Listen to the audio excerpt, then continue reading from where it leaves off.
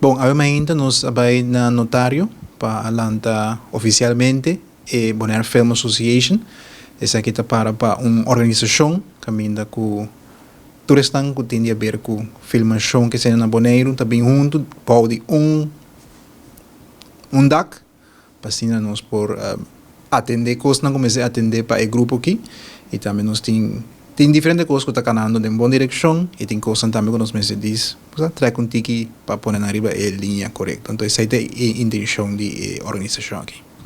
A intenção da organização está para ajudar filmmakers na Bonaire de melhor estrutura? A intenção está para nós pôr fazer coisas mais fácil. So, tem houve possibilidade, mas também é questão um pouco difícil. Caminho para cá está muito largo, cultura cena, então nossa ideia está para fazer coisas mais fácil. Essa é o que nós queremos fazer. E criar mais possibilidade. Mas há parte que quizás está tomando muito tempo e muito esforço para, por exemplo, regrar permite para por filmar num lugar que tem muita segurança.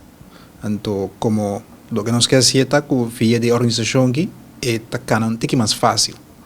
Então, como está bisa, ok, você agora vou fazer petição, agora vou pensar, vou escrever boa ideia, é lota possível. Só que você também pisquei tiki para um ac se nós por lograr, então esse nota para a parte criativa é atender tiki atrás. Pero a ideia está para por fazer a parte naquele tiki mais fácil, pois para vir em contato com a organização, na instância, com o governo, com tudo isso, custa um pouco, não tem que mais ligar. Também nós, lo que parte que nós que traz budget é parte para a produção bem mais dilante. Quizás internacional, custa na teatro, tipo coisas assim para criar a facilidade, a possibilidade que por landa e parte de produção de Bonaire. Ok, para nos clausurar, você tem mensagem para filmmakers de Bonaire?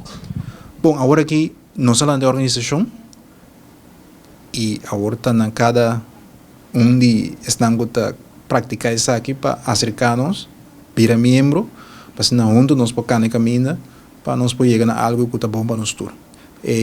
Nós não satura do lona, pois está bom para nós pensar alguma coisa que nós sabemos onde o sapato está primeiro, mas se tem mais coisas que não mira, está bom para pôr na nossa atenção e nós vai começar atender parte na guitarra.